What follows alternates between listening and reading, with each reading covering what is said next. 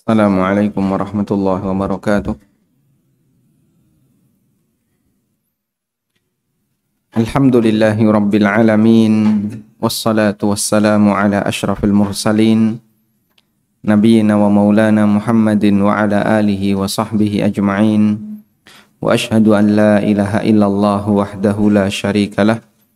Wa ashhadu anna Muhammadan abduhu wa rasuluh sallallahu alaihi wa ala alihi wa sahbihi wa man tabi'ahum bi ihsanin ila yaumiddin. Apa kabar Bapak-bapak semuanya? Masih semangat? Kurang berapa hari lagi? 3 hari lagi. Masya Allah. Enggak kangen pulang nggak? Enggak. Kerasan di sini. Pripun Pak? Mas. Kerasan di sini ya. Alhamdulillah. Baik, insya Allah di kesempatan pagi hari ini kita akan belajar tentang bagaimana cara khusyuk dalam sholat. Kalau semalam kita mempelajari tentang bagaimana cara sholat yang sesuai sunnah Nabi SAW.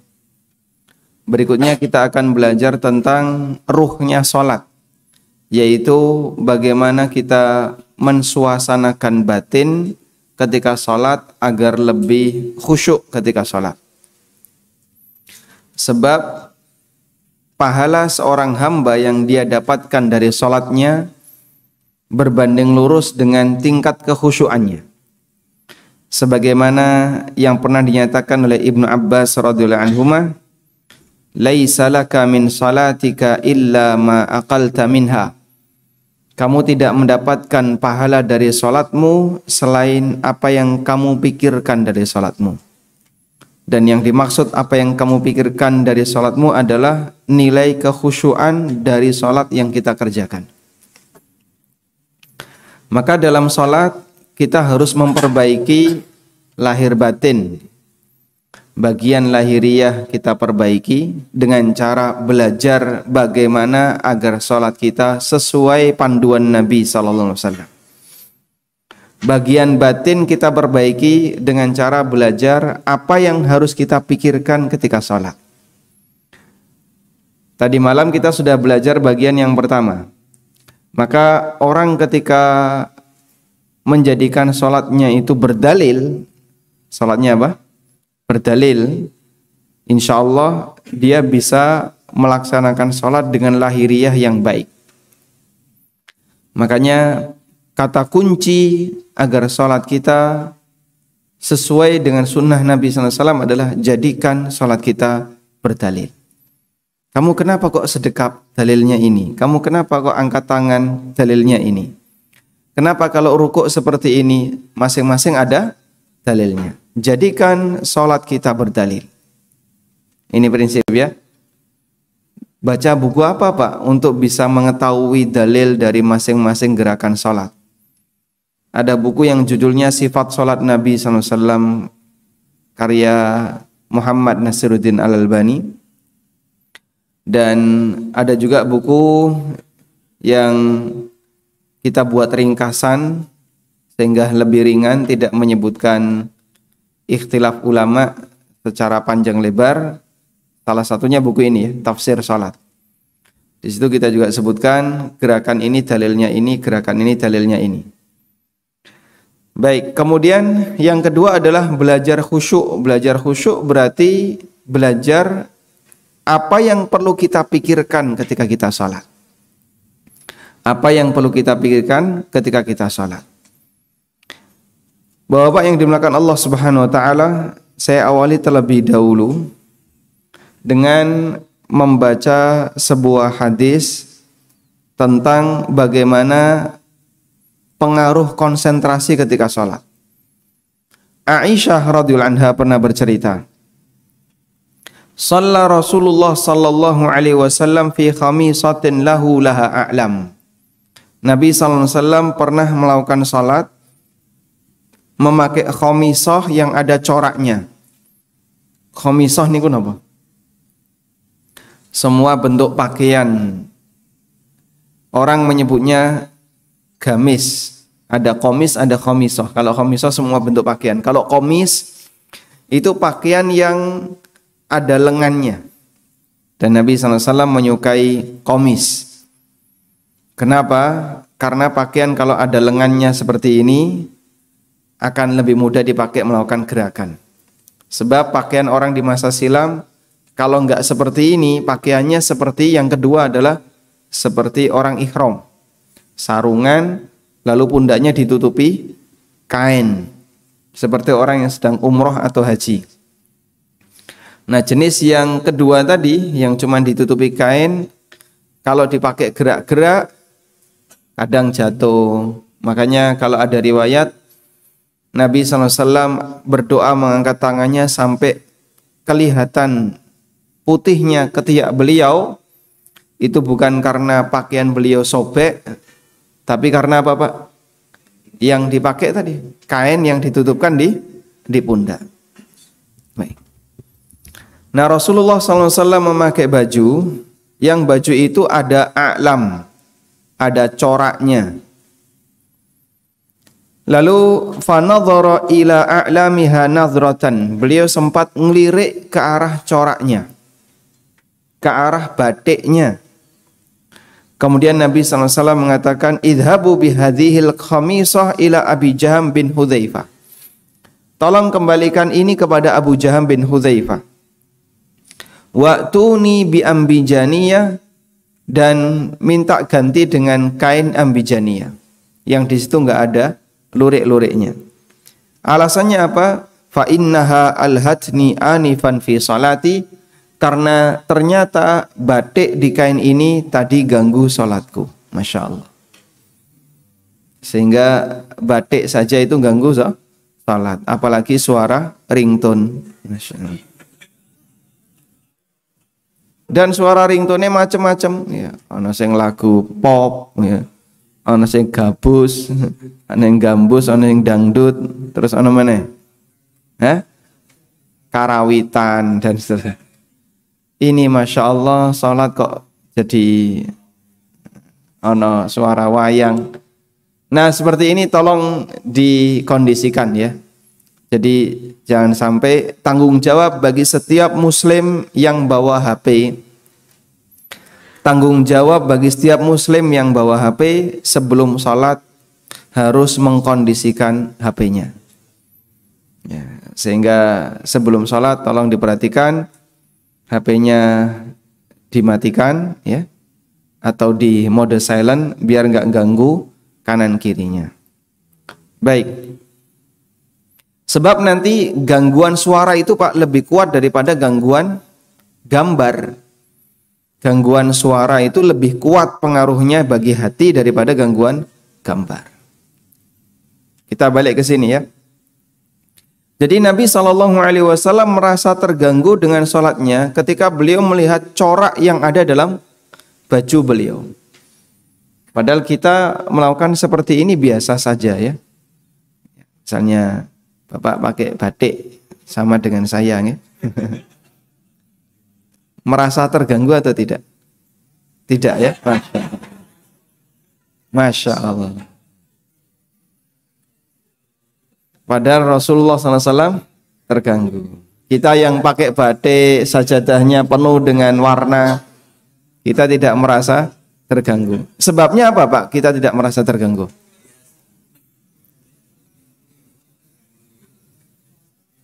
Karena konsentrasinya ke bacaan-bacaan tadi. Wes kulino ya, kebiasaan. Jadi begini ya. Kualitas sholat kita itu ukurannya kayak gini Pak. Orang kalau sedang membaca berita, lalu dia berada di tempat yang ramai, misalnya jenengan buka WA, di situ ada berita, aneka berita, bising kanan kirinya bising, masih bisa nggak baca berita? Masih bisa atau tidak? Masih bisa, tapi kurang konsentrasi. Cuman yang kita baca berita scroll gitu aja, dinaikin, deh. Karena kenapa? kita nggak merasa begitu penting baca berita sehingga tidak harus konsentrasi penuh. Salah-salah ya rapopo. Itulah orang yang baca berita. Lain halnya kalau kita mengerjakan matematika. Anda mengerjakan matematika yang sulit, soal yang rumit, di tempat yang bising, bisa nggak? Nggak bisa. Saya butuh konsentrasi. Maka dia cari tempat yang senyap, yang tenang, tidak ada banyak suara. Sehingga sampai ujian itu dikasih pengumuman, harap tenang, ada ujian. Karena orang kalau butuh konsentrasi yang maksimal, dia itu tidak bisa Pak di tempat yang banyak gangguan itu tidak bisa. Baik, dari situlah kita bisa mengukur tingkat kualitas sholat kita.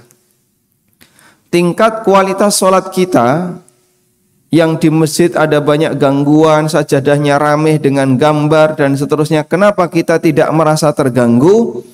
Karena sholat kita itu sama seperti orang yang baca berita. Tidak begitu konsentrasi. Kenapa? Radong apa sing diwaca.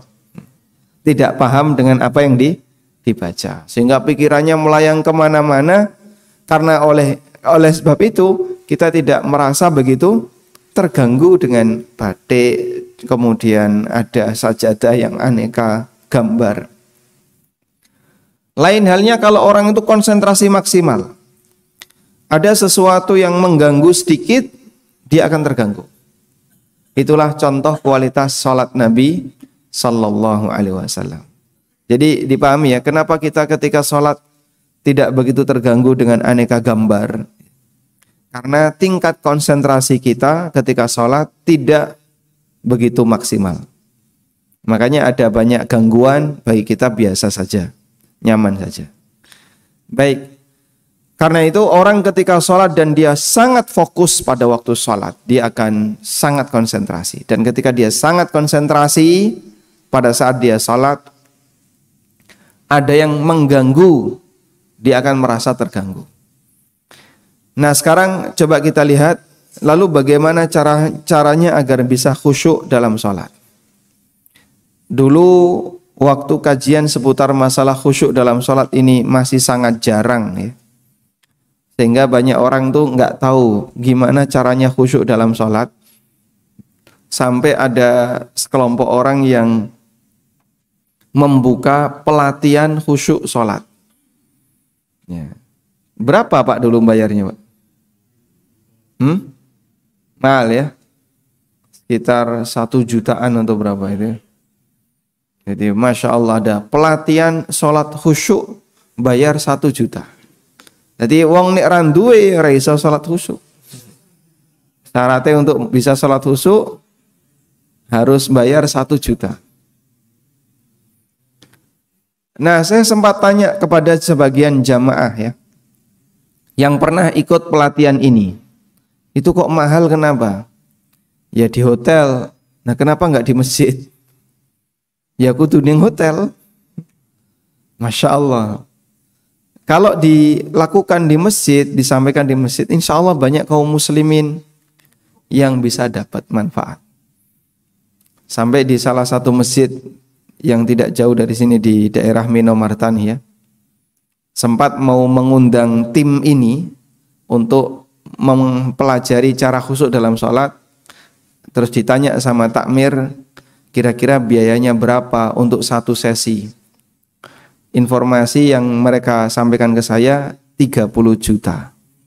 Terus mundur takmirnya resik rasito. Masya Allah, berarti mahal ya memang ya untuk belajar khusyuk dalam salat. Baik, jenengan di sini gratis insya Allah. Oh enggak, yang belajar ini waktu pagi ini ya. Nah di sini bagaimana caranya agar kita bisa khusyuk dalam sholat.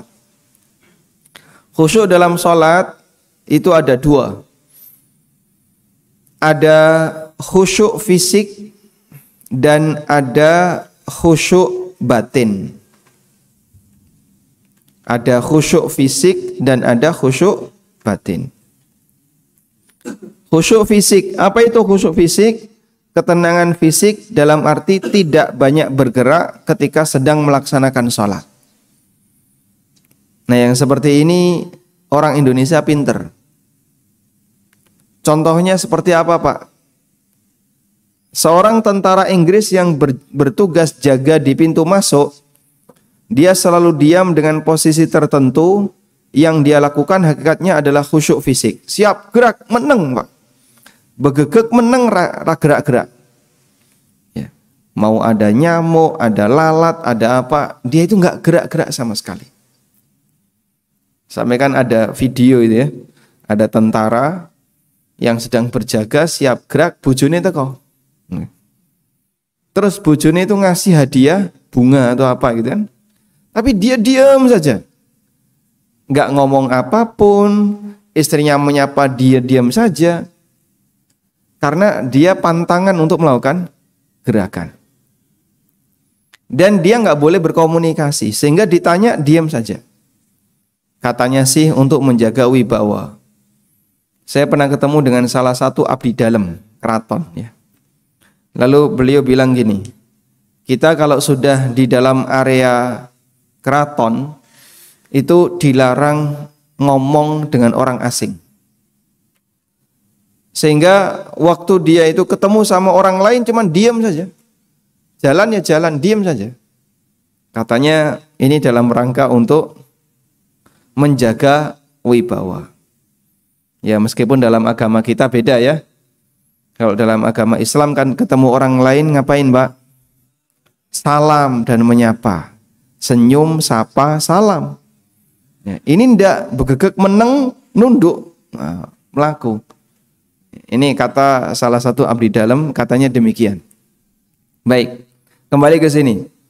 Jadi kalau khusyuk fisik itu fisik diam, tidak banyak bergerak ketika sholat. Alhamdulillah untuk jenis ini kaum muslimin Indonesia pinter ya. Sehingga jika dibandingkan dengan sholatnya orang-orang yang ada di kanan kirinya ketika di Masjidil Haram atau di Masjid Nabawi ya, kaum muslimin Indonesia kalau sholat lebih anteng. Ketika orang takbiratul ihram dia mengangkat tangan lalu sedekap, kemudian dia diam tenang, hakikatnya dia sedang melakukan khusyuk fisik. Sehingga inti khusyuk secara fisik adalah tidak bergerak, tidak tolah-toleh, tidak lirak-lirik, fokus dengan satu gerakan yang dia lakukan ketika sholat. Dan sampai kita ini punya doktrin kan begini ya. Kowe nek sholat tidak boleh, kamu kalau sholat tidak boleh bergerak lebih dari 3 kali. Kalau 3 kali batal. Kalau lebih dari 3 kali batal. Sampai ngukur saja itu dibatasi maksimal 3 kali. Kukur. Nah, nek kukur 1 lagi batal. Saya dulu pernah diajari ya. Jadi ngukur itu kan jari ini 1, 2, 3 itu dihitung 3. 1, 2, 3. Akhirnya karena ada doktrin itu, maka masyarakat Indonesia ketika sholat nggak mau banyak bergerak meskipun HP-nya muni. Nah, sehingga HP ada di kantongnya. Dia sholat, muni gak karuan yang menengah ya. Padahal dia bisa untuk mematikan. Karena menurut dia tidak boleh bergerak lebih dari 3 kali. Baik, sekarang kita luruskan. Orang ketika sholat melakukan gerakan, itu boleh atau tidak? Boleh? Tergantung apa? Tergantung gangguan. Baik, para ulama membagi gerakan sholat ada 3. Nomor 1, melakukan gerakan yang menjadi bagian dari amalan sholat. Seperti angkat tangan, kemudian apa lagi? Bersedekap, lalu mengisyaratkan jari telunjuk, ada yang diem, ada yang digerakkan. Ini adalah gerakan-gerakan yang disyariatkan untuk dilakukan di dalam sholat. Sudah? Ini gerakan yang pertama. Gerakan yang kedua, gerakan yang bukan bagian dari gerakan sholat, tapi bisa menjadi penyempurna gerakan sholat. Gerakan yang bukan bagian dari sholat, tapi menjadi penyempurna gerakan sholat. Contohnya apa? Merapatkan shaf, geser, ada salah satu jamaah yang batal, terus belakangnya maju nutupi shaf. Ketika ada orang yang lewat, kita hadang, jangan sampai dia lewat. Lalu apalagi misalnya sarungnya melotrok terus didandani, karena nanti khawatir terbuka auratnya. Dan gerakan-gerakan yang semisal ini bukan gerakan sholat, tapi bisa menjadi penyempurna sholat. Yang ketiga, gerakan di luar sholat yang bukan penyempurna sholat, namun dibutuhkan oleh manusia.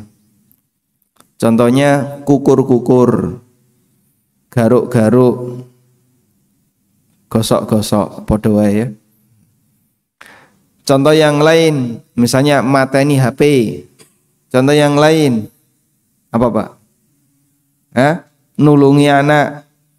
Contoh yang lain, dan seterusnya. Buka pintu yang pernah dilakukan Nabi SAW ketika Aisyah mau masuk, sementara pintunya terkunci. Nabi SAW bukain pintu untuk Aisyah dalam posisi sedang sholat. Gendong anak, naruh anak dari gendongan ketika sholat hukumnya boleh. Sebagaimana Nabi SAW pernah melakukan itu dengan cucu beliau. Nah, untuk gerakan jenis yang ketiga ini, gerakan di luar sholat yang bukan penyempurna sholat, para ulama ngasih 3 syarat. Yang pertama, gerakan itu dibutuhkan. Sehingga kalau tidak dibutuhkan, tidak boleh. Yang kedua, gerakan itu tidak terlalu sering. Dibutuhkan tapi terlalu sering yang tidak boleh. Ya. Misalnya bolak-balik delok WA, cendung delok WA, cendung delok WA mana. Nah ini memang kadang dibutuhkan lihat WA ya. Tapi kalau terlalu sering tidak boleh. Yang ketiga, ya batasannya terlalu sering, kembali kepada pemahaman masyarakat secara umum. Jadi tidak ada batas angka. Yang ketiga, berkesinambungan. Ya. Bar iki nyambung iki, nyambung iki, nyambung iki. Sudah? Yang ketiga, tidak berkesinambungan ya. Tidak berkesinambungan. Kalau 3 syarat ini dipenuhi, gerakan ini tidak membatalkan sholat. Tapi kalau tidak dipenuhi 3 syarat ini, maka gerakan tadi membatalkan sholat. Misalnya, tidak dibutuhkan atau terlalu sering berkesinambungan. Nah itu enggak boleh. Gerakannya tidak dibutuhkan, terlalu sering dan berkesinambungan.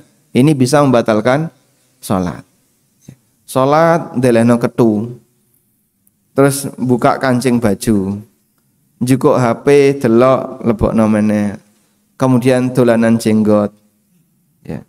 Kadang dolanan kaca meripat, lepas pasang. Kayak gitu terus. Ya ini sholatnya bisa batal karena terlalu banyak bergerak. Dan Allah perintahkan agar ketika kita sholat kita diem, nggak banyak bergerak. Wa qumu lillahi qanitin, berdirilah menghadap kepada Allah dalam posisi qanitin. Qanitin artinya tenang, tidak banyak bergerak. Masya Allah, ini sedang disuting ya, cari yang ngantuk ini kayaknya. Baik. Aisyah radhiyallahu anha mengatakan, Sa'altu Rasulullah sallallahu alaihi wasallam 'anil iltifati fi shalah. Faqala, aku pernah bertanya kepada Rasulullah sallallahu alaihi wasallam tentang noleh ketika salat. Faqala, lalu beliau mengatakan, huwa ikhtilasun yakhtalisuhu syaitanu min salatil abdi. Itu adalah bentuk sambaran setan untuk mencolek sholatnya seorang hamba. Agar sholat hamba ini berkurang, maka disambar, dicolek dengan cara disuruh noleh. Ya, alhamdulillah kalau kita tidak melakukan seperti itu, rata-rata kaum muslim Indonesia sabar ketika sholat, sehingga begitu selesai takbiratul ihram, diem, nggak banyak bergerak. Ngerti nggak Pak? Nah, tapi ya ada bagian wajib yang harus dilakukan. Contohnya HP tadi ya. Kalau ganggu segera dimatikan jika sekiranya lupa sebelum melaksanakan sholat. Baik, yang kedua khusyuk batin. Nah ini yang lebih susah ini ya. Apa itu khusyuk batin? Khusyuk batin berarti batinnya fokus memikirkan isi sholat, tidak berkeliaran, tidak memikirkan selain sholat yang sedang dia kerjakan. Karena bisa jadi ada orang yang fisiknya di masjid tapi atine ning pawon goleki panganan itu Pak. Kenapa? Dia membayangkan sesuatu setelah sholat. Aku bariki arep madang. Ya. Setelah ini saya mau makan, wes mikir mau bojone masak opo ya. Akhirnya hatinya itu keluar dari jasadnya. Lalu lari kemana? Ke dapur Pak. Goleki panganan, iku mau kita goreng iwak. Kelayapan itu hatinya. Sehingga fisiknya ada di masjid, tapi hatinya ada di mana? Hatinya ada di dapur, ada di kantor, ada di kafe, ada di pasar. Kadang ketika dia sedang sholat, iku mau jemuranku sudah saya angkat belum ya? Karena udan. Nah itu contoh orang yang fisiknya di masjid tapi hatinya keluar kemana-mana. Sebab dari apa yang ada pada diri manusia, yang jangkauannya paling jauh itu mana Pak? Yang jangkauannya paling jauh itu mana? Hati. Fisik itu jangkauannya paling pendek. Misalnya si A nggak seneng sama si B, tapi dia mau memukul si B. Nah B ada di tempat jauh, tidak bisa dia mukul. Cuman lisannya bisa mukul B dari jauh. Misalnya dia ngomong yang jelek tentang B, sampailah kepada B. Sehingga B yang ada di tempat jauh bisa dipukul pakai lisannya. Dan hati bisa lebih kuat dari itu. Sehingga dia bisa ngerogoh sukmo. Suudzon pada orang. Itu kan ngerogoh sukmo ya. Aku ngerti wong iki mesti kaya ngene. Itu batinnya ngerogoh sukmone wong liya, Pak. Bahkan tidak hanya itu. Dia kadang suudzon kepada Allah. Itulah batin. Maka Allah singgung dalam Al-Qur'an, yadhunnuna billahi dhannas sau'. Ada orang yang punya dugaan buruk kepada Allah Ta'ala, suudzon kepada Allah. Sehingga batin manusia itu bisa menembus jauh lebih melebihi dari batas kemampuan fisik manusia. Ada orang Arab munggah haji rasido, wis bayangno haji, sampai masuk mimpi tawaf misalnya. Itu contoh kemampuan batin yang dia bisa lari kemana-mana. Makanya fisik hati itu adalah amal yang lebih susah dibandingkan khusyuk, khusyuk batin lebih susah daripada khusyuk lahir. Karena khusyuk batin itu mengajak batin untuk diam. Padahal biasanya batin kita itu kelayapan kemana-mana. Sehingga susah untuk diajak diam. Orang yang tidak khusyuk ketika sholat disebut oleh Nabi SAW dengan orang yang sedang ngobrol dengan dirinya sendiri. Karena batinnya sedang bercerita banyak hal di luar sholat. Sehingga dia dengan batinnya ngobrol. Mikir dagangan, mikir duit, mikir bojone, mikir utang. Ya. Dan itu dilakukan ketika sholat. Nabi SAW menyebutkan keutamaan berwudu dengan sempurna. Lalu orang itu sholat dengan khusyuk, kata beliau, Man tawadda'a nahwa wudu'i hadha thumma qama farafa'a rak'ataini la yuhadditsu fihi ma nafsahu ghufira lahu ma taqaddama min dzambih. Siapa yang berwudu seperti wuduku ini, yaitu wudu dengan sempurna sebagaimana kemarin sudah kita ajarkan ya. Lalu dia salat 2 rakaat dan selama dia salat dia enggak ngobrol dengan dirinya, maka dosa-dosanya yang telah lewat akan diampuni. Masya Allah. Kuncinya berusaha untuk fokus. Untuk itu upaya yang dilakukan oleh setan dalam menggoda manusia ketika sholat adalah mempengaruhinya agar orang itu ngobrol dengan hatinya. Ingat ini, ingat itu, ingat ini, ingat itu. Sehingga sesuatu yang tidak terpikirkan dalam sholat tiba-tiba muncul dalam sholat. Sering kayak gitu Pak? Sering ya. Sampai gini kan, ketika kita sedang sholat, kita itu kan seperti sedang merencanakan sesuatu. Bar sholat ki arep apa wae ya. Anggo bar sholat arep madang, bar madang ngepit, bar ngepit mancing. Bar mancing blonjo. Itu sampai terpikir ya rangkaian kegiatan yang mau kita lakukan dan itu terpikir di dalam sholat. Ya, sampai lupa salam. Lupa salam itu berarti gak mandek-mandek sholatnya. Baik. Yang kayak gitu terjadi kenapa Pak? Hah? Itulah setan yang menggoda kita ketika kita sholat. Pikiran kita diajak melayang kemana-mana. Dari Abu Hurairah radhiyallahu anhu, Rasulullah sallallahu alaihi wasallam bersabda, "Idza nudiya lis-salati adbara asy-syaitanu wa lahu duratun."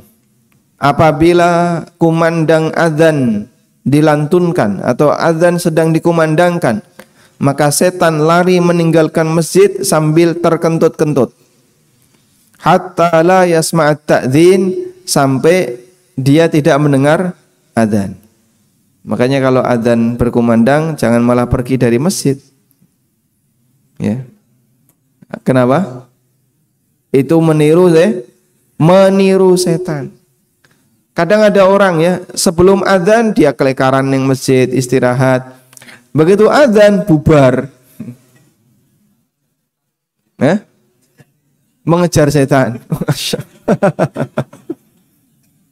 Kok nemu parian kok yang ini gitu kan.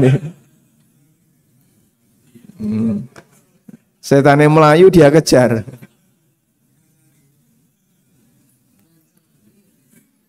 Masya Allah. Nah biasanya nyun sewu nggih, tukang-tukang itu ngaten nggih, yang garap masjid itu. Ketika nggak ada azan, dia di masjid ngerjain apa yang ada di masjid. Begitu azan bubar, lungo. Dan nggak sholat dia, nggak sholat. Kebiasaan ya. Tukang-tukang yang bangun masjid itu, ketika sholat, waktunya sholat dia malah nggak sholat. Baik, di sini nggak ada ya? Di sini mandornya kok ya. Mandornya tukang. Faida qadan nida akbala. Ketika azan sudah selesai dia datang. Hatta idza thuwiba bis shalah, ketika iqamah dikumandangkan dia datang, dia pergi lagi. Adbara. Hatta idza qadat taswik abala. Ketika sudah selesai iqamat dia datang lagi. Hatta yaqtura bainal mar'i wa nafsi. Lalu dia membisikkan orang yang sedang salat. Di sini disebutkan hatta yahtura bainal mar'i wa nafsih, lalu dia membisikkan dalam hati orang yang sedang salat. Apa yang dia bisikkan? Yaqulu uzkur kadza, uzkur kadza, uzkur kadza. Lima lam yadhkur. Eleng iki, eleng iki, eleng iki. Ingat ini, ingat ini, ingat ini. Yang sebelumnya enggak kepikiran sama sekali pada dirinya. Enggak kepikiran tuh tiba-tiba muncul Pak. Oh kunciku ning kene mau hilang kok barengan. Sampai kadang kunci itu ketemu ketika apa? Sholat. Dapat inspirasi. dompete ketemu nalikane salat. Ya. Itulah pengaruh dari salat yang berusaha khusyuk.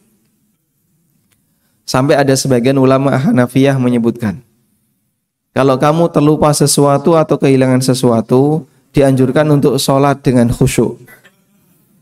Berusaha khusyuk engko dielingno setan. Dan memang kadang kita seperti itu ya. Sampai sing utang-utang zaman dhisik, sing wis lali-lali itu kelingan ketika salat. Pernah kayak gitu, Pak? Hah? Utangnya orang lain. Oh gitu. Masya Allah. Hatta yadhalla rajulul la yadri kam shalla. Sampai orang itu enggak sadar berapa jumlah rakaat yang sudah dia kerjakan. Maka menyadari ini semua, salat itu lahiriahnya fokus, batinnya juga fokus. Berarti ketika salat kita ini sebenarnya sedang apa, Pak? Sibuk. Ketika salat sebenarnya kita ini sedang sibuk. Karena itu saya sebutkan di buku tafsir salat, salat itu sudah sibuk. Maka jangan ditambah dengan kesibukan yang lain. Nabi SAW pernah sedang salat, lalu tiba-tiba ada orang yang memberi salam kepada beliau, tapi tidak dijawab. Seusai salat Rasulullah SAW mengatakan, inna fis salati la syughla. Sesungguhnya dalam salat itu ada kesibukan. Beliau menyebut salat dengan kegiatan yang berisi kesibukan karena orang yang salat secara lahir batin sedang melakukan banyak aktivitas. Fisiknya fokus dengan gerakan, batinnya juga fokus dengan memikirkan hal tertentu dalam salatnya. Sehingga secara prinsip jika orang melakukan kesibukan tertentu, maka dia akan melupakan kesibukan yang lain. Sebagaimana batin kita, jika hati ini melakukan kesibukan tertentu, maka dia akan lupa dengan kesibukan yang lain. Dipahami ya? Nah, di sini muncul pertanyaan. Itu Nabi SAW tahajud sampai kakinya bengkak-bengkak. Kok beliau tidak terasa? Padahal sing nyawang yang lihat aja kasihan, tapi beliau sendiri tidak merasa. Kok bisa seperti itu? Yang lihat itu istrinya. Ngapain Nabi SAW sholat sampai seperti ini? Padahal beliau kan orang yang sudah diampuni dosa-dosanya yang telah lalu dan yang akan datang. Kenapa beliau sholatnya seperti ini? Maka Nabi SAW ngasih jawaban apa?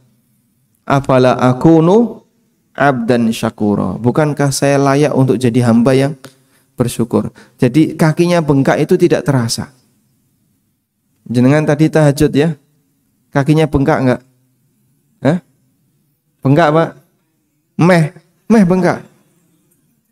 Keder. Itu kurang suwe itu. Ditambahi saidik bengkak itu. Hah? Masya Allah. Jangan sampai nanti mutung ya. Engko cerita karo bojone, semoh meneh melu iki. Kapok gara-gara kon tahajud. Baik. Nah begini ya. Jadi kenapa beliau itu sampai kakinya bengkak tidak terasa dalam sholat? Ada penjelasan yang pernah disampaikan oleh Syekh Dr. Muhammad Al-Khamis, hafizahullah. Orang itu kadang saking fokusnya dengan gerakan tertentu atau kejadian tertentu sampai dia itu tidak memikirkan fisiknya.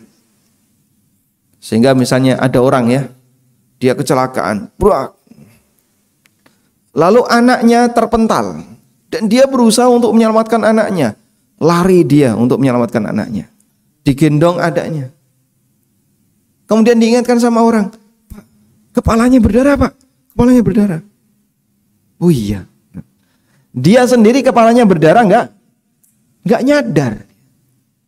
Sehingga orang yang kecelakaan itu dalam posisi karena fokus pada satu titik tertentu sampai badannya berdarah, apanya berdarah, dia itu enggak nyadar. Ya. Pernah ada teman saya ya, dia cerita waktu dia kecelakaan, gitu. Begitu dia bangun, dia pegang kepalanya, utuh, alhamdulillah, tidak ada yang berdarah. Ya. Terus tangan kakinya, alhamdulillah, nggak ada yang patah, utuh. Begitu dia berdiri, netes darah. Dicari itu di mana netes darah. Jadi dia itu nggak sadar bagian mana yang luka, dia nggak sadar. Ternyata duburnya sobek. Ya. Itu netes darah, duburnya sobek. Sampai dia itu, ini teman kuliah ya, dia tidur tengkurap tuh sampai beberapa hari gitu karena dijahit Pak. Nggak bisa tidur telentang. Tidurnya tengkurap terus, duburnya sobek. Nah itu contoh orang ketika fokus dengan hal tertentu sampai dia lupa kepada apa yang ada pada dirinya. Makanya kadang ada orang yang sholat, saking fokusnya dia sholat sampai dintop tawon bolak-balik gak kroso. Nah di buku ini saya sebutkan beberapa contoh ya. Ada hamba yang ketika sholat, ulama di masa silam yang ketika sholat saking khusyuknya sampai dintop tawon bolak-balik gak terasa, yaitu Imam Bukhari. Ya. Baik, coba saya. Nah Imam Bukhari itu pernah sholat, kemudian selesai sholat beliau tanya kepada keluarganya, ini ada yang ganggu di punggung apa? Terus dibuka bajunya, ternyata tawon dan dintop sampai sekitar 16 titik. Ya, jadi ya benjol-benjol di 16 titik, tapi beliau tidak terasa. Dulu juga ada sahabat yang ketika sholat lalu kakinya dipanah sama orang. Jadi sahabat Bishr dengan Ammar bin Yasir diperintahkan oleh Nabi SAW, tolong kamu berjaga. Tolong kamu jaga. Sudah? Akhirnya pasukan tidur semuanya, 2 orang ini jaga. Lalu Bishr dan Yasir, Ammar bin Yasir milih, kamu mau jaga dulu atau tidur dulu? Ammar bilang, saya tak tidur dulu, nanti silahkan bangunkan saya di setengah malam. Kalau sudah pertengahan malam, kita gantian. Baik. Akhirnya Ammar tidur, Bishr jaga sendirian. Kemudian beliau sholat sendirian, Pak. Seluruh pasukan yang lain tidur. Nabi SAW tidur. Tiba-tiba datang orang musyrikin yang sedang mengintai. Melihat penjaganya sholat sendirian, dipanah. Ketika dipanah, nancep, tetap sholat. Keluar darah, tapi tetap sholat. Dipanah lagi, nancep, tetap sholat. Dipanah lagi sampai yang ketiga kalinya, nancep, kena, tetap sholat.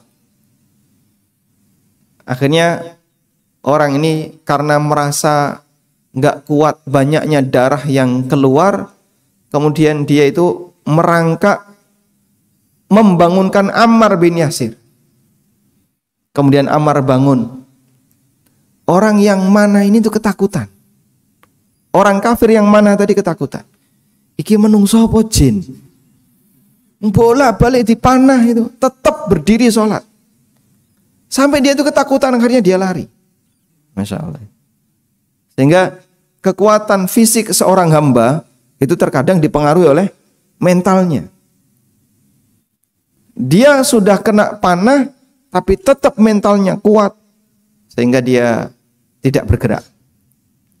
Lalu membangunkan Ammar dan beliau mengatakan, andaikan saya tidak khawatir dengan Rasulullah SAW akan tetap saya lanjutkan sholat. Karena saya khawatir saking banyaknya darah yang keluar saya mati. Dan nanti kalau saya mati nggak ada yang jaga. Akhirnya dibangunkan, beliau bangunkan Ammar. Lalu Ammar mengatakan, kenapa tadi kamu tidak bangunin saya sejak panah yang pertama? Beliau mengatakan, aku sedang berada di surat Al-Kahfi dan aku tidak ingin memutusnya. Karena fokus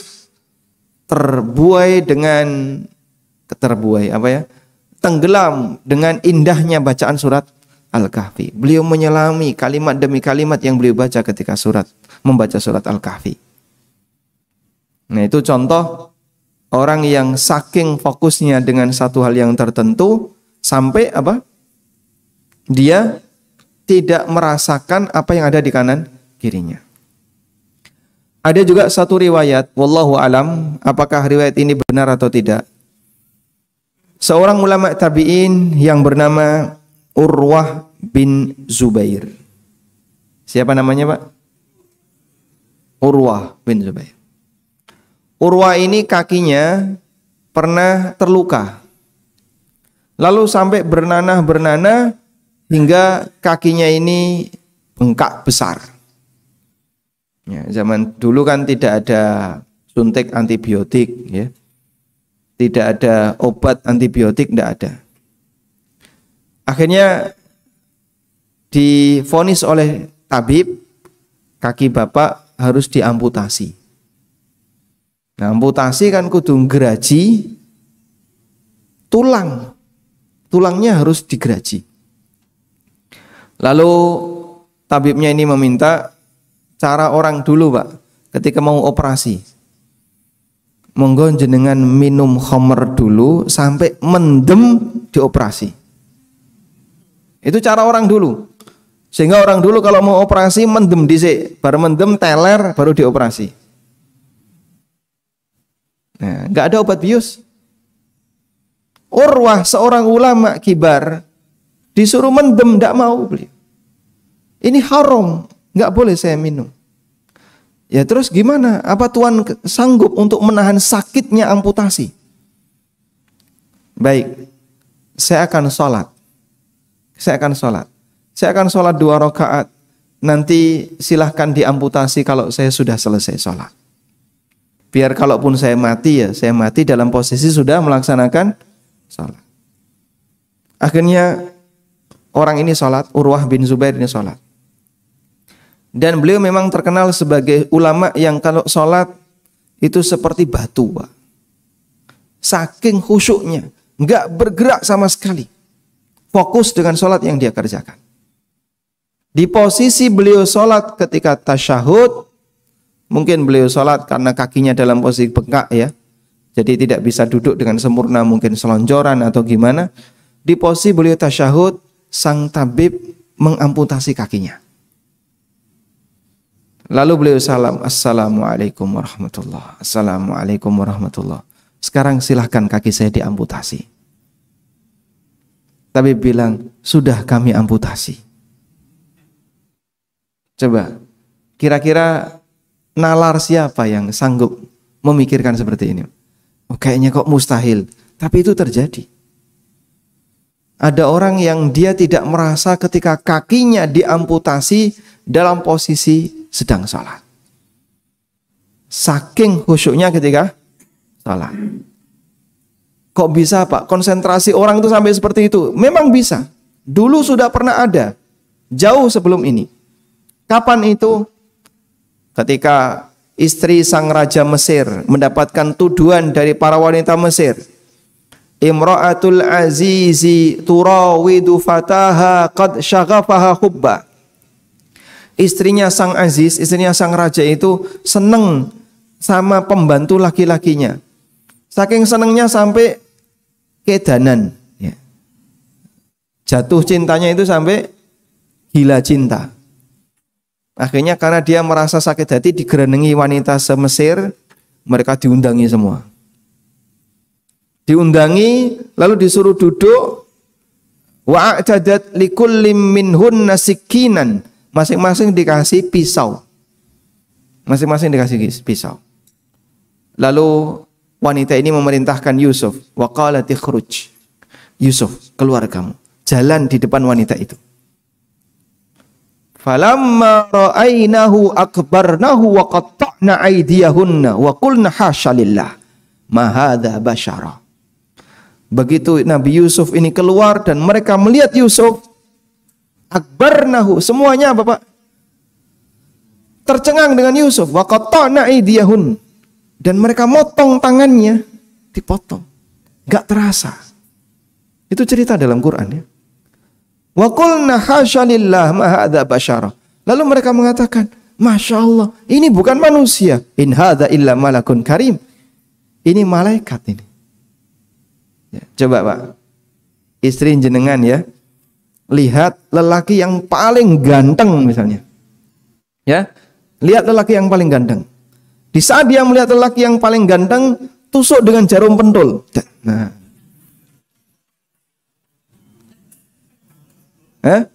nek sak krasa, aduh loro. Wah, durung ana apa-apane. Kalau dia ditusuk dengan jarum, kok dia masih terasa sakit, berarti itu ya, rano apa nih, khusuknya kurang. Gitu. Wanita ini lihat gantengnya Nabi Yusuf sampai motong tangannya nggak terasa. Masya Allah ya, motong tangan nggak terasa itu kayak gimana Pak? Wong kita aja ini cek darah ya, mau ditusuk itu gila-gila ya. Jangankan itu, mau swab aja ya. Ini nggak pakai darah-darahan tuh swab ya. Ditusuk pakai alat swab hidungnya itu wis gemeter dulu. Karena badan manusia ketika mau disakiti dan dia sadar, dia akan ketakutan. Masang infus mungkin dia akan ketakutan. Baik. Itulah contoh orang yang kalau sudah tenggelam dalam kekhusyuan sampai dia itu melupakan segala yang ada di kanan kirinya. Pak, kita kalau sholat disuruh kayak gitu kayaknya mustahil. Tidak bisa. Ya minimal ketika kita sholat, kita bisa membayangkan apapun yang bisa mendukung kualitas khusyuk sholat kita. Sehingga dengan itu kita berharap kalau tidak bisa sempurna, ya jangan sampai ketinggalan terlalu jauh. Sehingga pikirannya melayang kemana-mana, sampai kadang merancang agenda setelah sholat. Nah, itu kalau bisa jangan dilakukan. Yang dipikirkan apa Pak? Mikir makna dari bacaan-bacaan kita. Lah aku gak ngerti maknanya ya. Berarti jenengan perlu belajar apa? Tafsirnya. Nah, bacaan sujud itu tafsirnya apa? Rukuk tafsirnya apa? Nah dengan itu kan nanti kebayang. Subhana rabbiyal azim. Itu pemahamannya bagaimana? Subhana rabbiyal a'la. Ketika membaca doa iftitah juga sama. Walhamdulillah. Baik, nah kalau kita bisa sholat seperti ini, insya Allah sholat kita akan bisa menjadi sholat yang menenangkan batin. Sehingga ketika dua masalah, pelariannya sholat. Karena Nabi sallallahu alaihi wasallam idza jadabahu amrun shalah. Nabi sallallahu alaihi wasallam kalau punya masalah, sholat. Ya, kita kalau punya masalah turu. Yang benar gimana kalau punya masalah? Sholat. Wudu, sholat. Karena itulah bentuk pelarian ketika kita sholat. Sehingga dulu para sahabat, ketika mereka punya masalah, mereka sholat. Nabi SAW juga demikian. Sebagaimana kata Hudzaifah ibnul Yaman, kana Nabi SAW idza hazabahu amrun shalla. Nabi SAW kalau punya masalah besar, beliau sholat. Dan beliau pernah mengatakan kepada Bilal, ya Bilal, arihna bis shalah. Wahai Bilal, istirahatkan kami dengan sholat. Istirahatkan kami dengan sholat. Jadi sholat itu tempat untuk istirahat. Kita kan enggak ya.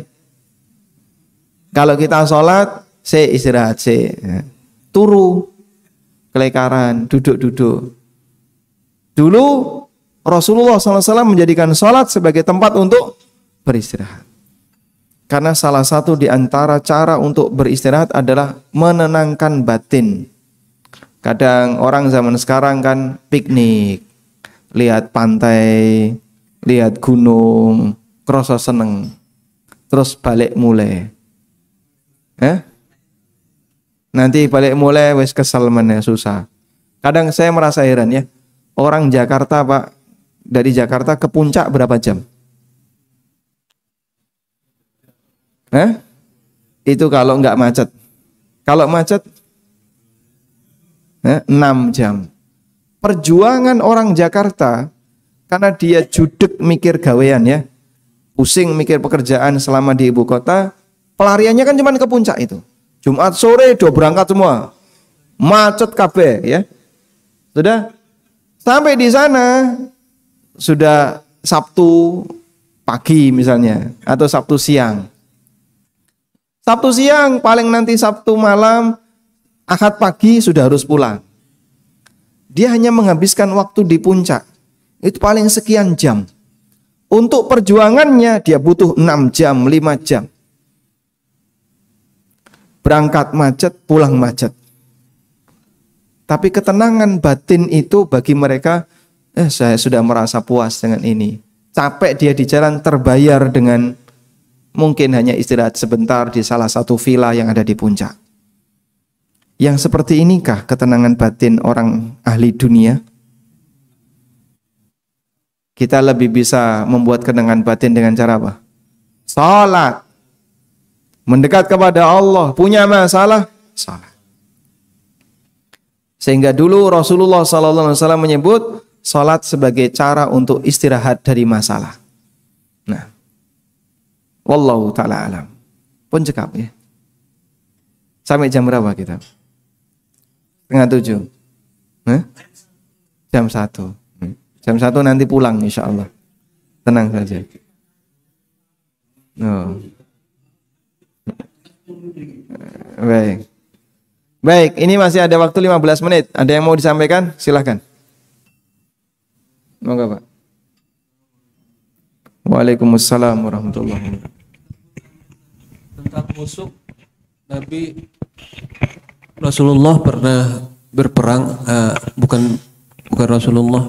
Saya pernah baca hadis sholat ketika perang itu bagaimana khusyuknya, Ustaz?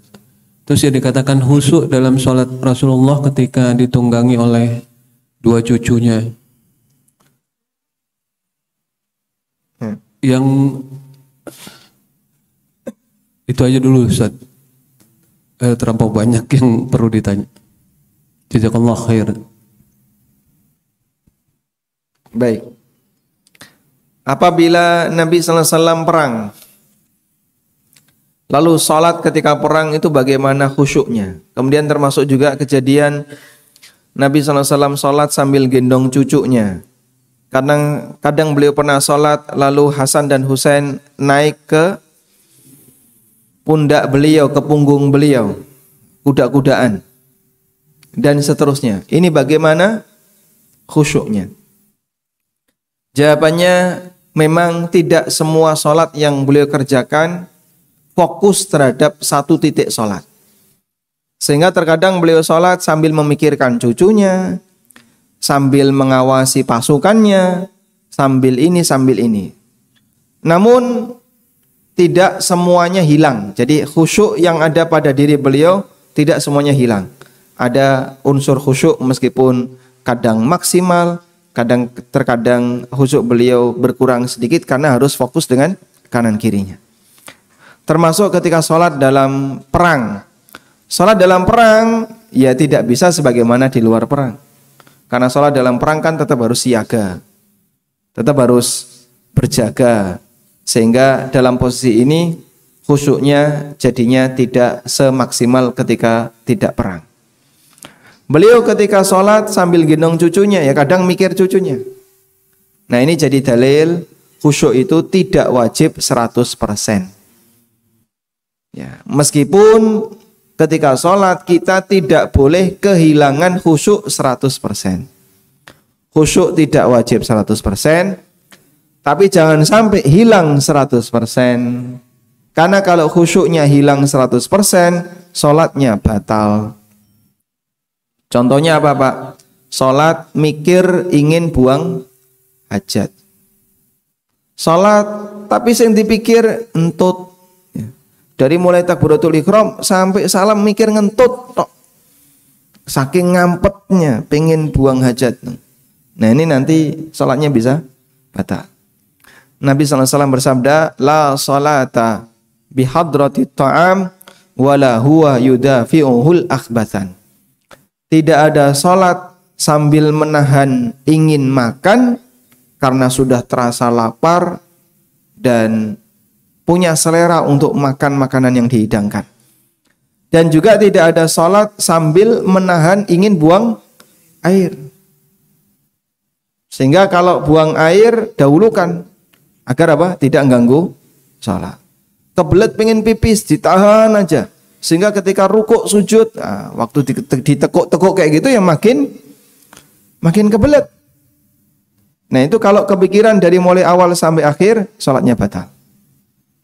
Tapi kalau kadang muncul, kadang tenggelam, sholatnya insya Allah masih sah. Wallahu a'lam. Nah kalau terjadi seperti itu dibatalkan. Makanya orang yang pengen ngentut dan desakannya kuat, kemudian dia ngentut, maka silahkan dibatalkan, kemudian nanti mengulangi sholat. Assalamualaikum warahmatullahi wabarakatuh. Waalaikumsalam warahmatullahi wabarakatuh. Ingin penjelasan saat Nabi membukakan pintu, waktu sholat lalu membukakan pintu. Mungkin pada suatu saat kita juga akan seperti itu. Aplikasinya, pelaksanaannya bagaimana? Apakah kita meninggalkan tempat, membukakan pintu, bacaan sholat sementara di stop lalu nanti dilanjutkan? Bagaimana?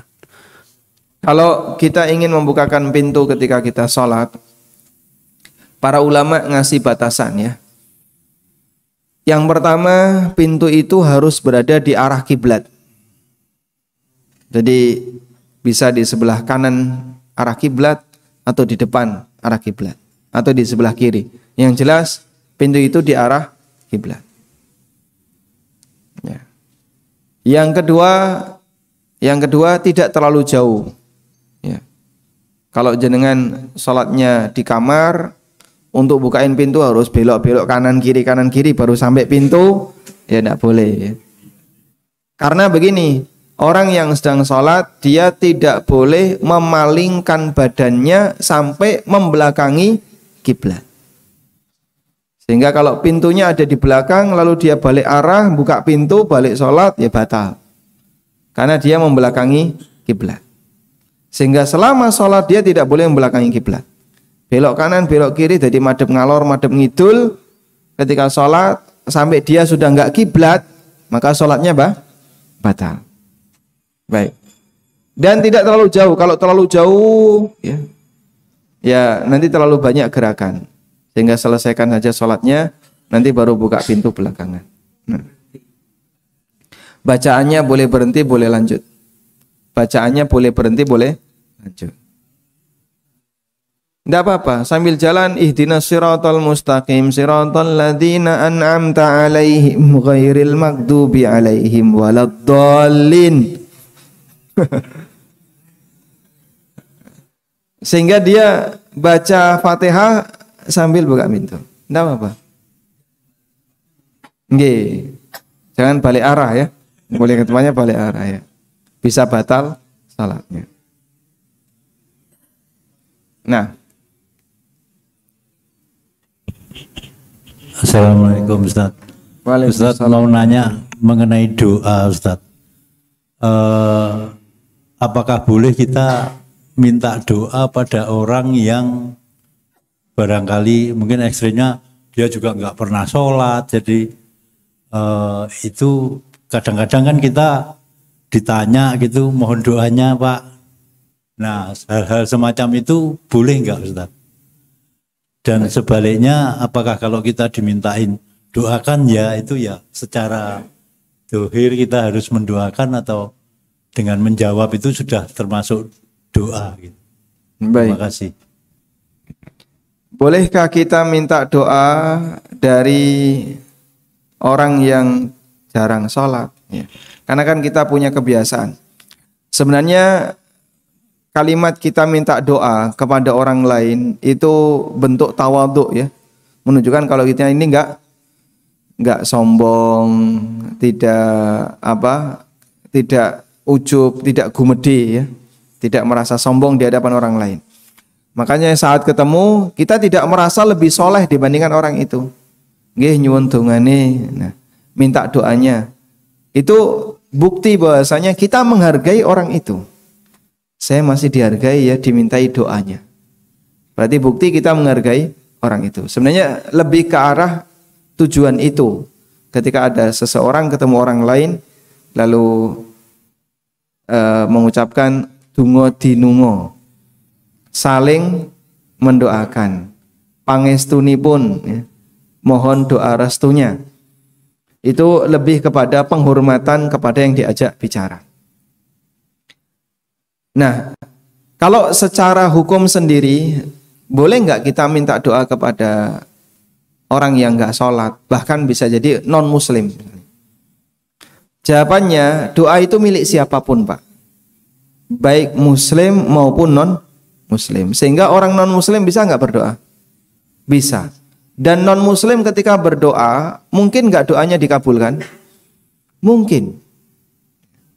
Allah Ta'ala berfirman, wa idza raqibu fil fulki da'awullaha mukhlishina lahuddin falamma najjahum ilal barri idahum yusyrikun. Orang-orang musyrik itu ketika berada di lautan, ketika naik perahu berada di lautan, lalu diombang-ambing ombak, da'awullaha mukhlishina lahuddin, dia lupakan semua berhalanya sehingga dia hanya berdoa kepada Allah semata.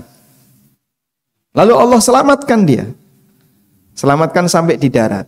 Falamma najahum ilal barri, ketika Allah sudah selamatkan dia sehingga dia bisa mendarat, idahum yusyrikun, balik meneh ning dukun, balik meneh ngelakoni syirik. Sehingga orang kafir itu ketika dalam kondisi terjepit dia berdoa dan dikabulkan oleh Allah. Bisa jadi dia dikabulkan oleh Allah Subhanahu wa taala. Sebab doa itu milik siapapun, baik muslim maupun non muslim. Maka mungkinkah non muslim berdoa kepada Allah dikabulkan? Mungkin. Sesuai dengan apa yang Allah kehendaki. Yang jelas ketika di akhirat mereka enggak punya jatah. Karena kebaikan orang kafir semuanya sudah dibalas di mana? Di dunia. Baik. Jika orang kafir saja berlaku, apalagi muslim yang fasik, yang berbuat maksiat, yang meninggalkan sholat, maka masih ada peluang doanya dikabulkan. Wallahu a'lam. Pokoknya yang disian gawa mikrofon menang ya. Masyaallah. Iki sing ngarep tok ngene. Assalamualaikum warahmatullahi wabarakatuh. Waalaikumsalam warahmatullahi wabarakatuh. Dalam rangka ingin fokus pada bacaan, Pak, apakah boleh kita sholat itu mengulang-ulangi bacaan? Baik. Terima kasih. Apakah boleh mengulang bacaan? Jawabannya, yang diulang bacaan apa? Surat, bacaan surat, atau bacaan doa? Sholat, surat. Nabi SAW terbiasa seperti itu. Beliau pernah sholat dan beliau terhenti pada bacaan in tu'adzibhum fa innahum ibaduk wa in taghfir lahum fa innaka antal ghafurur rahim. Ya Allah, jika engkau mengadab mereka, mereka itu adalah hambamu. Dan jika engkau mengampuni mereka, sesungguhnya engkau zat yang maha pengampun lagi maha penyayang. Itu diulang-ulang oleh Rasulullah SAW. Ini ada di ayat berapa? In tu'adzibuhum, ada di akhir surat Al-Maidah kalau ada.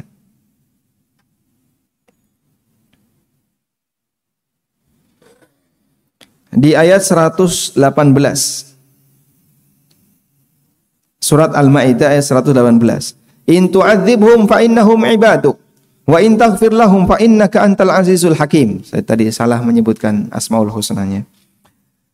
Ya Allah, jika engkau menyiksa mereka, sesungguhnya mereka itu adalah hambamu. Jadi beliau memikirkan umatnya di tengah sholat.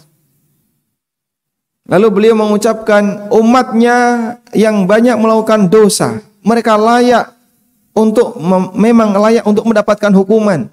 Tapi ya Allah, mereka itu adalah hambamu. Dan Allah mencintai hambanya. Kalaupun engkau menyiksa mereka, ya Allah, mereka itu adalah hambamu. Dan jika engkau mengampuni mereka, sesungguhnya engkau zat yang maha perkasa lagi maha bijaksana. Engkau berhak untuk mengampuni mereka meskipun mereka tidak bertaubat. Engkau berhak mengampuni mereka meskipun mereka masih tenggelam dalam maksiat. Karena Allah Ta'ala zat yang maha perkasa lagi maha bijaksana. Baik, ini contoh boleh mengulang-ulang bacaan. Dan dulu juga ada ulama ketika sholat dia hanya terhenti pada lafaz ayat iyyaka na'budu wa iyyaka nasta'in, terus nangis. Diulang lagi iyyaka na'budu wa iyyaka nasta'in sambil nangis. Berulang-ulang baca itu. Hanya terhenti di iyyaka na'budu wa iyyaka nasta'in. Sehingga insya Allah tidak masalah. Selanjutnya, ya, silahkan direbut mikrofonnya untuk ke belakang. Oke. Untuk kami waktu di Jokam, ya istilah Islam jamaah itu biasanya Jokam 354. Jokam itu Jogja Utara Kampus, disingkat Jokam. Ya, Jokam. Bukan, maksudnya Islam jamaah. Itu sholat. Waktu imam dah sholat dan melakukan jamaah semuanya sholat, kami masbuk. Karena tidak masuk barisan. Saya tarik yang tengah. Saya tarik ke belakang untuk menemani. Ya. Terus yang kanan kirinya biasanya bergeser. Nah ini yang saya tanyakan dalilnya. Karena sejak dulu saya belum tahu dalilnya atau semisalnya lah. Nah waktu gurunya ngajari dia nggak menjelaskan tadi. Saya juga pengajarnya ya seperti itu, tapi sampai sekarang itu saya pikir lah dulu nganggo dalil lopo ya. Ya. Baik. Lupa begitu. Masya Allah. Nah, baik. Kalau ada orang yang dia masbuk lalu datang sendirian di belakang shaf, ada hadis yang melarang sholat di belakang shaf. La sholata liman shalla khalfas shaffi wahdahu.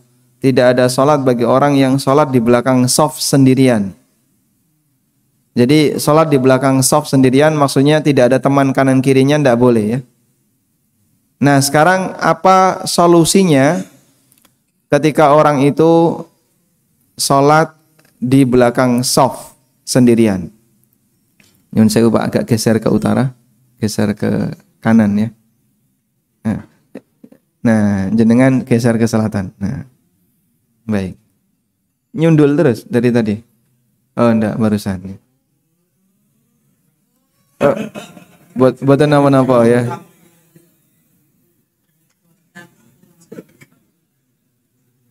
Okay. Buatan apa? Baru tadi aja nyundul kamera. Baik, jadi begini, kita kembali ke tadi ya.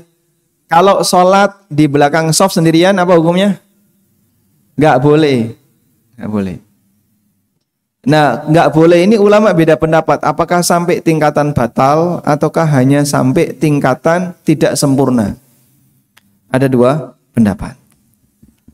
Nah, sekarang kita bicara solusi. Terus solusinya gimana kalau orang itu datang telat? Solusinya yang pertama, narik orang depannya untuk menemani. Ini solusinya ya. Dan solusi ini dulu pernah terjadi di zaman sahabat. Ada sahabat kalau nggak salah Ma'qil bin Yasar. Beliau datang telat, masbuk, lalu beliau tarik salah satu orang yang berada di shaf. Ditarik disuruh menemani Ma'qil agar bisa sholat berdua. Sehingga kalau ini bisa kita jadikan sebagai riwayat pendukung yang menjadi dalil dasar landasan praktek seperti ini. Alasannya apa? Mungkin praktek yang dilakukan oleh sahabat Ma'qil. Kemudian setelah selesai sholat, sahabat Ma'qil ini menjelaskan, karena aku tidak ingin sholat di belakang shaf, maka aku minta kamu jadi teman. Sebagai konsekuensinya, shaf yang kosong tadi merapat agar tidak ada shaf yang putus. Sudah? Namun ini ijtihad sahabat, ijtihad Ma'qil. Dan ijtihad sahabat ya sebagaimana status ijtihad sahabat, bisa bernilai benar, bisa bernilai keliru sesuai dengan pendekatan para ulama yang lain dalam melihat dalil. Sehingga ada yang ngasih solusi yang lain. Kalau seperti ini yang dilakukan, maka kasihan sama yang ditarik. Kasihan yang ditarik. Kenapa?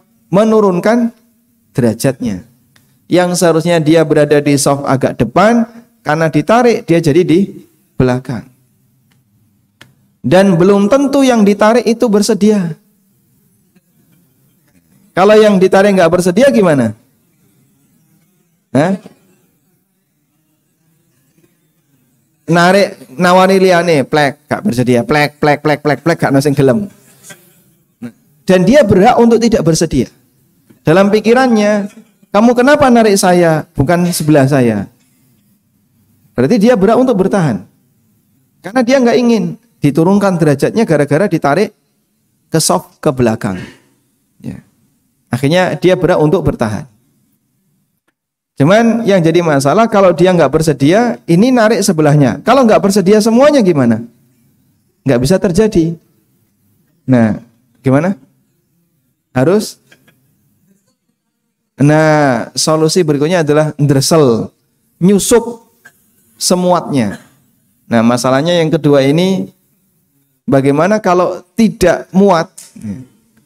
Sudah ndresep, tetap nggak muat. Ada solusi yang diberikan oleh Syekh bin Baz, ke depan jajari imam. Betul Pak? Jajari imam. Nah kalau jajari imam ini boleh. Gimana Pak? Ya lewat samping, pintu samping. Kalau bisa ya. Nah kalau tidak bisa lagi gimana? Jika memang terpaksanya tetap tidak bisa, sholat sendirian di belakang.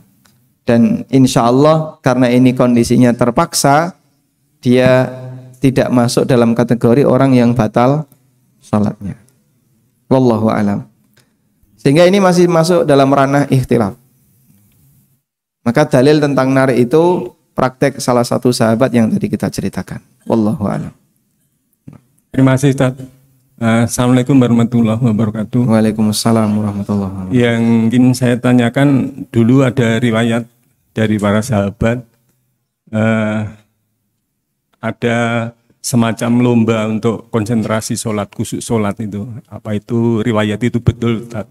Jadi pada waktu para sahabat untuk berlomba untuk konsentrasi untuk khusyuk sholat, dan yang agak mendekati khusyuk dalam riwayat itu katanya Ali bin Abi Thalib.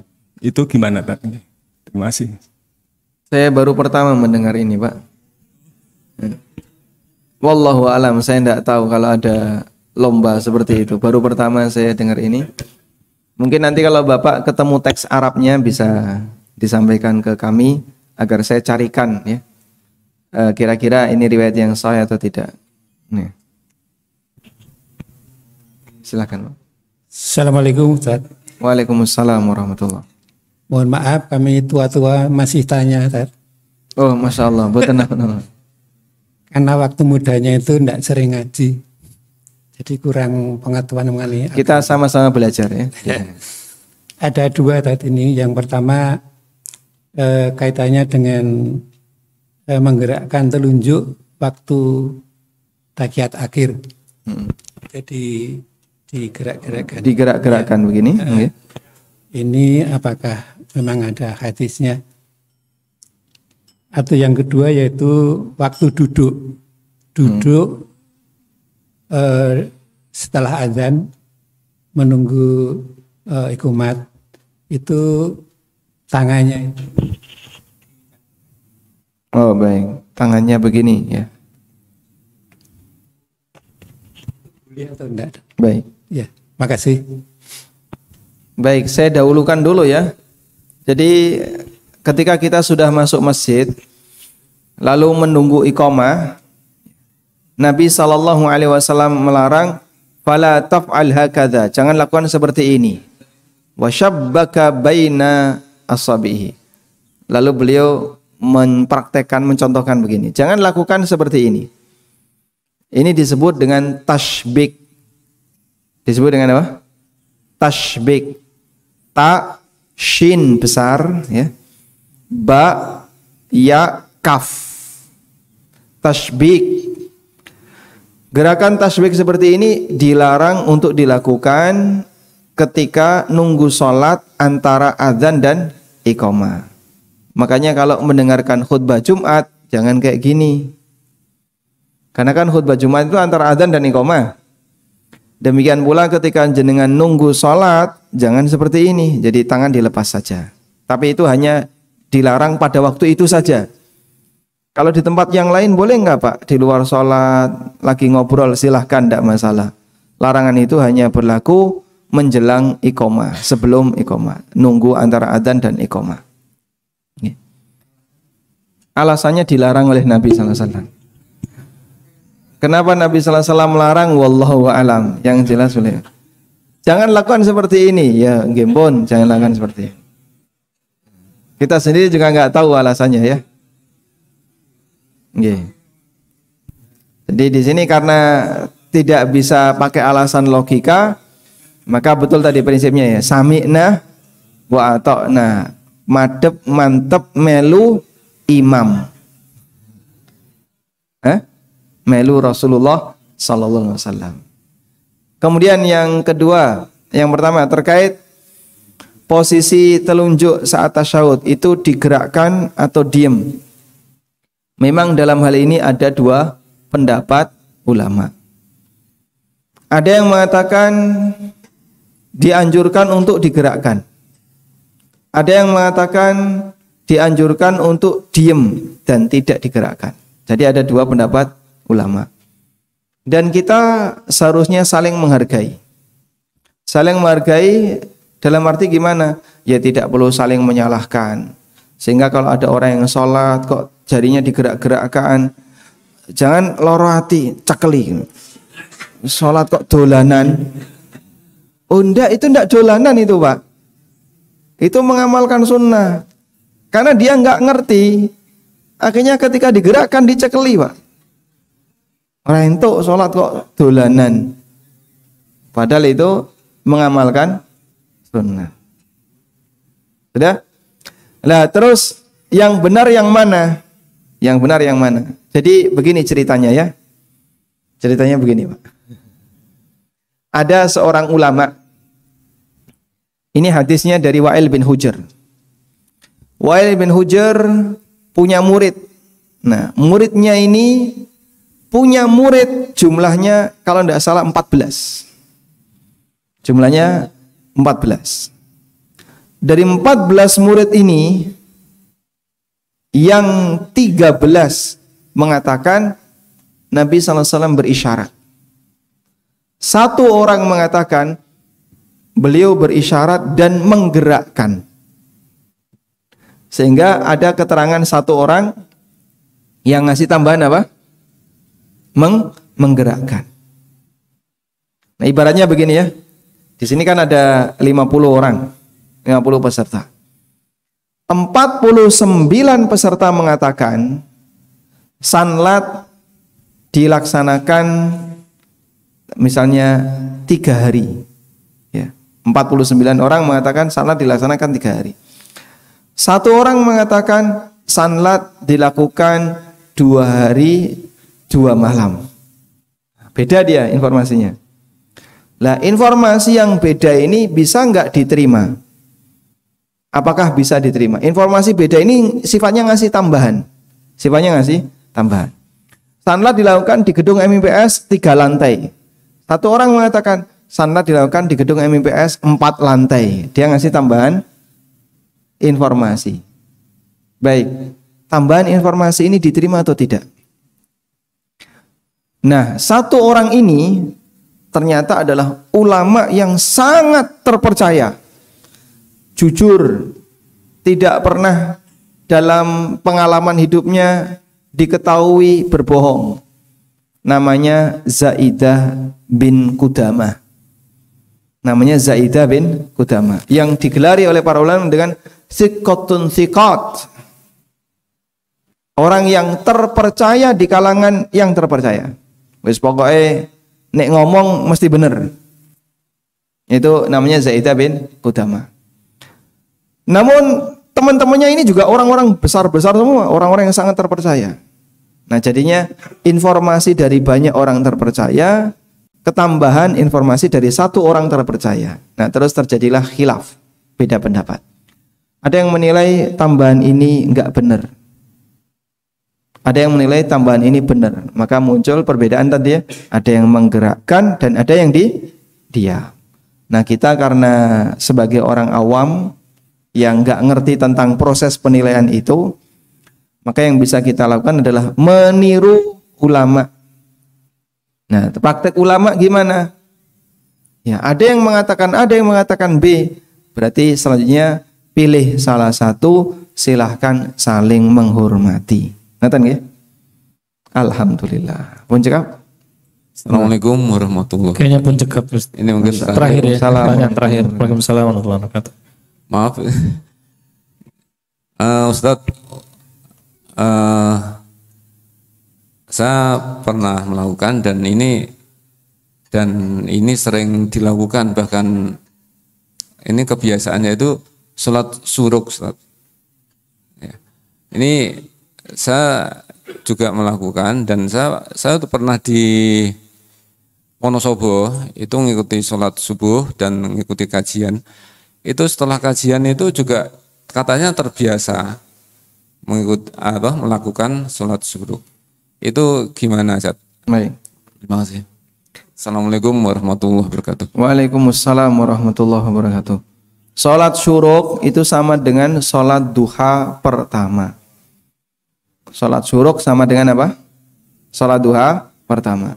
Sehingga ada orang yang berada di masjid, sholat subuh, kajian sampai selesai. Nah, mumpung sudah masuk waktu duha dan dia belum batal, lalu dia sholat duha pertama. Karena daripada nanti pulang sampai rumah wis eleng sapi, eleng wedhus, makani pitik, durung ngarit, resik-resik oma, rasido sholat. Maka dia manfaatkan posisi dia ketika masih dalam suasana siaga beramal. Siaga beramal di mana, Pak? Belum batal, langsung dia sholat. Itulah sholat syuruk. Nah, tentang keutamaannya ada hadis yang menyebutkan siapa yang sholat subuh secara berjamaah lalu dia berzikir termasuk melu ngaji sampai terbit matahari kurang lebih tingginya 1 meter, kalau dilihat wis rodok dhuwur, kemudian sholat 2 rakaat, kana lahu ka ajri hajin wa umrah, maka dia mendapatkan pahala haji dan umrah sempurna. Masya Allah, besar ya pahalanya ya. Nah, makanya kalau bisa seperti itu silahkan dilakukan. Cuman ini hanya berlaku di masjid, bukan di kelas. Kalau di kelas kayak gini, aturan itu tidak berlaku. Nah, ini ulama beda pendapat derajat hadisnya. Ada yang menilai hasan seperti Syekh Albani menilai hasan, dan ada yang menilai dhaif. Ada 2 pendapat, ada yang menilai hasan dan dhaif. Namun yang menilai dhaif tidak melarang orang sholat syuruk, karena itu sholat duha pertama. Cuman apakah dapat keutamaan itu? Ada yang mengatakan dapat, ada yang mengatakan tidak dapat. Wallahu a'lam.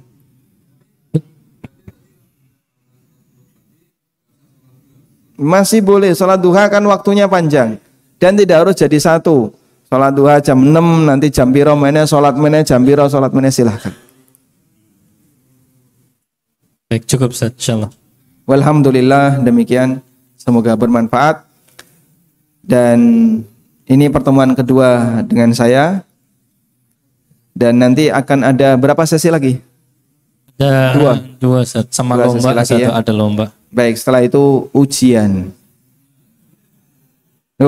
Pun siap dereng? Ujian kehidupan di luar. Masya Allah. Barakallahu fiikum. Wassallallahu ala nabiyyina Muhammadin wa ala alihi wa sahbihi wa sallam. Wa akhiru da'wana anilhamdulillahi rabbil alamin. Wassalamualaikum warahmatullahi wabarakatuh. Waalaikumsalam.